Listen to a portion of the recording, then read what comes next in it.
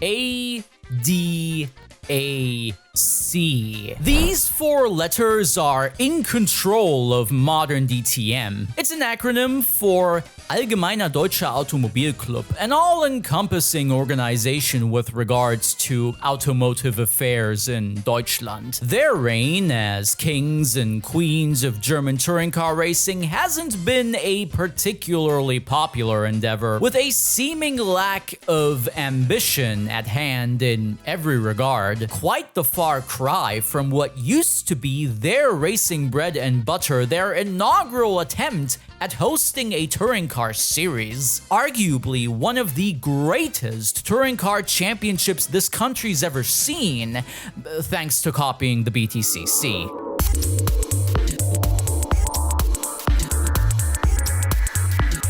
So, imagine it's the early 1990s. The British Touring Car Championship just forged an easy-to-grasp rule set for the first time in its illustrious history. One unified class, 2-liter touring cars based on homologated production boxes like you'd see at your local car dealership. Welcome to the world of super touring. As many of you will know, these hard-knuckle, tin-topping, going for first gasoline guzzlers turned the world of racing upside down for quite a bit. Soon, many a country outside the British Isles came up with their very own super touring car series built on the template provided by the BTCC. This array of competitions even led to the return of an official touring car world championship for the first time in about half a decade, even if it was just a single-day event and not a year-long season. Soon enough, every manufacturer imaginable was to field their own super-duper touring cannon. BMW, Audi, Opel, Ford, Nissan, Peugeot, Alfa Romeo, with more to come in future years. Thanks to such an illustrious list of potential suppliers and a steady number of top-tier drivers all across the globe, you might think that DTM would adopt this rule set in no time as well, right? Well, no, you'd be wrong. See, over here, in this questionably grim country of mine, where ineptitude reigns supreme and empathy falls flat on a daily basis, we don't do things the usual way, or arguably the logical way. Between 1992 and 1993, Audi and BMW had quit DTM and its slowly sinking ship of unsustainable investment. Yes, these cars right here were beautiful, vicious, challenging, all the attributes you could come up with to romanticize this generation of touring cars, but Jesus fucking Christ, they were expensive to run and develop. While Mercedes, Alfa Romeo, and a couple of privateers continued to fly the flag for DTM into its horrendously luxurious Class 1 era, Audi and BMW needed a less ridiculous option to thrive in. Hence, Germany's very own super touring car series was born. STW.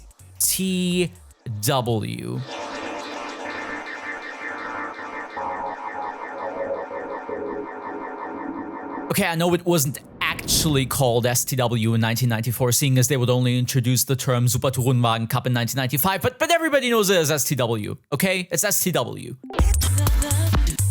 Right from day one, STW impressed with a stellar number of stars and cars. Audi was to bring in racing legend Hans-Joachim Stöck, 1991 DTM champion Frank Biela, or former Formula 1 driver Emanuele Piro. BMW's roster includes rising stars a la Alfred Heger, BTCC champion Smoking Joe Winkelhock, or Johnny Michael Schumacher cost me a DTM crown Ceccato. Nissan brought Michael Bartels and Ivan Capelli into the mix. Ford forged a path with Thierry Boutsen and Markus Österreich. These were well-respected names across the board to kickstart a new championship. In terms of tracks, STW could boast about hosting races at Avis in Berlin, the Nürburgring, or Zolder, or a random airfield in the middle of f***ing nowhere. 1994 was to see the inaugural duel commence between BMW and Audi, our two former DTM stalwarts. Initially, it was the red and silver of Ingolstadt that was to reign supreme, dominating the first two rounds at Avis and Wunstorf. Seeing as the championship only consisted of 8 weekends with one race each, every single result was vital. Soon, however, the Bavarian Motor Company was to strike back, both on track and in the steward's office. Super Touring was to be a cost-efficient alternative to the FIA's Class 1 extravaganza, yet that does not mean there wasn't ongoing development for these machines. Furthermore, at the beginning of 1994, only Audi's Quattro was allowed to run with a rear spoiler attached, souring the rest of the field, namely BMW's then Chief of Motorsport, Max Zura, formerly known for his Formula 1 exploits. Audi had been clever enough to sell their AT Quattro competition with this little appendage at the rear and these skirts down the front of the car. Similarly, Alfa Romeo had shocked the competition over in Britain by building a so-called competition special for that year's BTCC. To this day, verbal wars are fought over whether the Italians' idea of just putting their spoiler in the boot of the car and allowing for its customers to attach it at will was an ingenious interpretation of the rules, or just utter nonsense. Somewhat comparable spoiler extensions could be found in the boot of your new favorite Audi, according to the Audi AT Wiki. At the time, the FIA had been incredibly restrictive with regards to aerodynamic devices in Super Touring. After all, this was supposed to be the showroom class of modern motor racing. Win on Sunday, sell on Monday, that way of thinking. As such, BMW was not able to just bulk a rear wing onto their 318. Instead, they would have to sell at least 2,500 cars with such a piece themselves to join the fun. Also, we should keep another small tidbit in mind to contextualize all of this.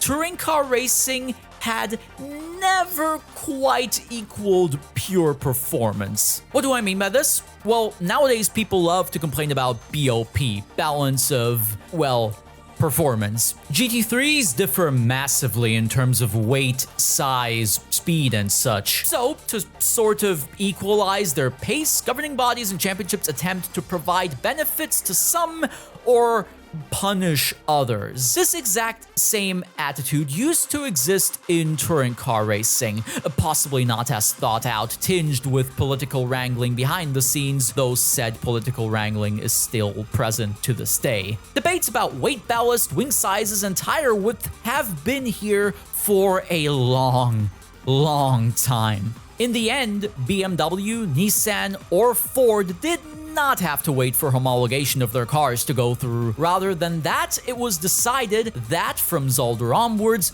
all manufacturers in STW were allowed to run front skirts and rear wings of their own, with mild adjustments to the car's weight as well. Akin to the ADAC's ruling, TOCA started to allow the usage of front splitters and spoilers in the British Touring Car Championship, beginning at Silverstone. The Pandora's box of aero had been opened, and the fight was on.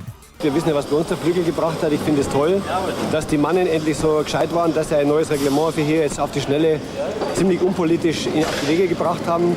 Wir müssen versuchen, hier eine gute Show zu bieten. Motorsport ist ja Show, wir wissen das alle. Und der Weg war da richtig. Wir haben jetzt eine Menge Autos, die vorne mit dabei sind. Und das Rennen wird morgen sicherlich verdammt spannend werden.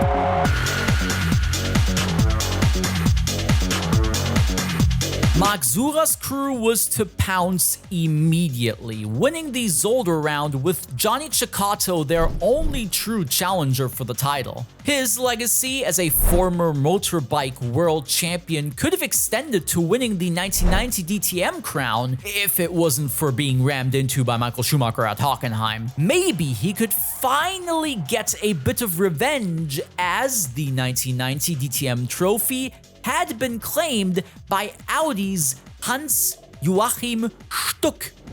Zandvoort. Round 4. Frank Biela is able to bounce back with his third win that season. Mr. BMW scraped his way onto the podium, scoring important points for the championship, though a charge for the title doesn't look likely. 75 for Biela, only 35 for Ceccato. That said, it was Alfred Heger, BMW's new rising star, who would impress around the Österreich-Ring, now known as the rebuilt Red Bull Ring. Pole position, first victory of his touring car career, with teammate Ceccato in third after engine problems in qualifying. Frankie of the Bielas had a tough time in Selvig, his four-wheel drive Audi not at all well suited to the high-speed straights of Austria's daunting mistress. Even Nissan and Ford were competitive that weekend, an unusual sight in STW 1994. Salzburg saw a calamitous start, taking Emanuele Pirro and Alexander Burgstaller out of proceedings before turn 1. Biela's involvement in this kerfuffle meant he'd have to get some repairs done in the pits,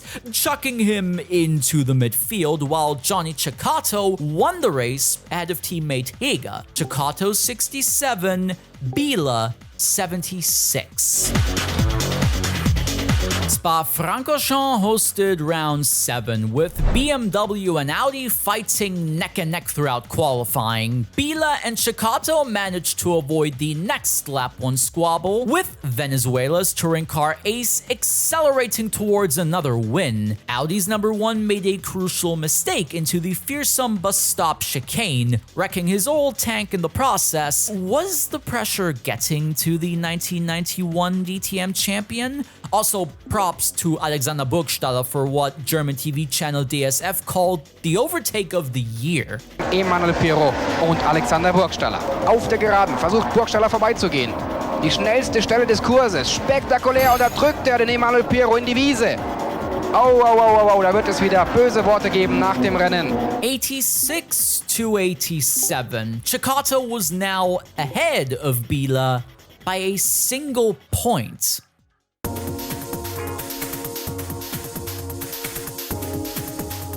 So, ahead of STW's final race of the season at the Nürburgring, sparks were pretty much guaranteed, and yet this is not what we would call a mainstream event at the time. German pop culture was dominated by lots of topics in late 1994, including this guy and his rise to Grand Prix stardom. DTM was busy captivating automotive enthusiasts all across the country on our equivalent to the BBC dazzling speeds par for the course. STW, on the other end, could not compete with such levels of popularity and spectacle. For now, it was the clear-cut number 2 in the hierarchy, though compared to Class 1's National Series, they were fortunate enough to actually have a title fight going into the final round. The situation for this bout is rather simple. Biela needs to finish ahead of Ceccato to win the 1994 championship.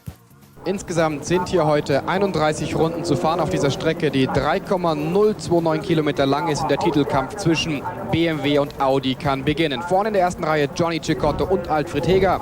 Dahinter Emanuele Pirro und Frank Biela. Und in der 5. Position, besser als bei den letzten Rennen, Hans-Joachim Stuck.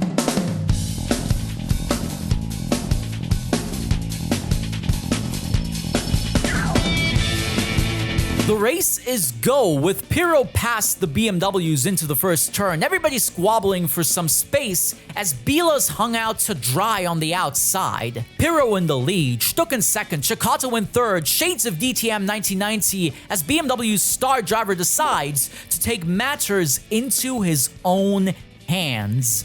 Ceccato versucht an Stuck vorbeizugehen und da knallt es. Beide sind draußen. Stuck geradeaus durch die Vedol-Schikane, aber Ceccato ist noch auf der Bahn. Da kam es zur ersten Kollision zwischen einem Audi-Fahrer und einem BMW. Berührung zwischen Johnny Ceccato und Hans-Joachim Stuck. Ich denke mal, dass der Striezel jetzt einige Blessuren an seinem Auto hat und er wahrscheinlich das Tempo der vorderen Fahrer nicht mehr mithalten kann. Biela and Heger duel all across the track, with Johnny Boy building a gap of up to 3 seconds. Obviously, Alfred Heger's job is to defend like a lion to ensure his employer's championship crown. Biela jetzt auf der besseren Innenbahn für das Castrol ist und das müsste reichen. Und Bieler bremst Alfred Heger aus. Nun ist es passiert, Frank Bieler auf der 3. Position, jetzt auf der Jagd nach Johnny Cecotto. Rather than Audi's candidate catching Cecotto, it was BMW's number 1 catching Pirro in front.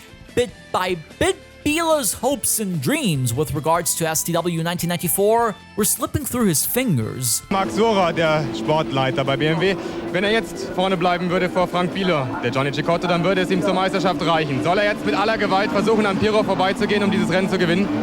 Also sicherlich würde es genügen, wenn er hinter dem Pirro bleibt. Allerdings, wenn Pirro langsamer wird, dann wird Bieler wieder aufschließen. Also er muss ihn wahrscheinlich überholen und ich hoffe halt, dass Pirro dann fair spielt. Pirro bremst wieder. Cecotto kommt wieder rein. Der Vorsprung von Johnny Cecotto, der schrumpft und schrumpft. 4,8 Sekunden, nun nur noch der Abstand zwischen Johnny Cecotto und Frank Bieler, der wieder einmal eine halbe Sekunde in einer einzigen Runde aufgeholt hat. Und Cecotto ist wieder dran am Pirro. Und Cecotto ist jetzt innen neben Emanuele Pirro. Und da berühren sie sich und alle beide fliegen im Castroles in das Kiesbett. Und Johnny Cecotto und Emanuele Pirro sind aber wieder auf der Bahn. Alle beide absolut am Limit auf der Bremse. Da gibt es eine ganz leichte Berührung, aber ich fürchte einmal für die Audi-Piloten, dass Johnny Cecotto die schnelleren Rundenzeiten fahren kann. Thomas Vogt's prediction turned out to be true.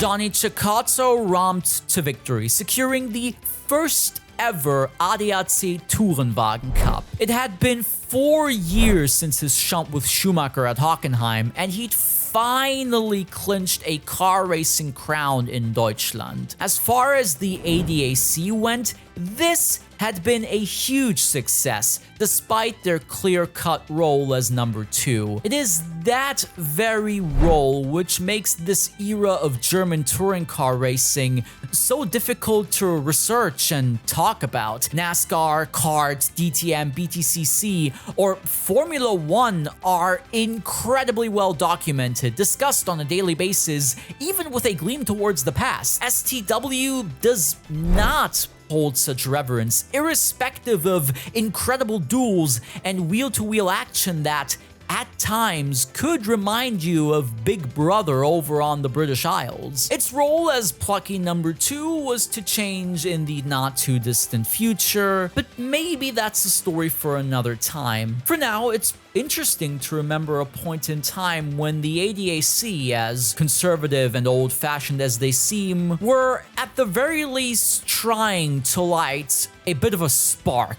in German motorsport. Definitely more so than they are today, if you ask me.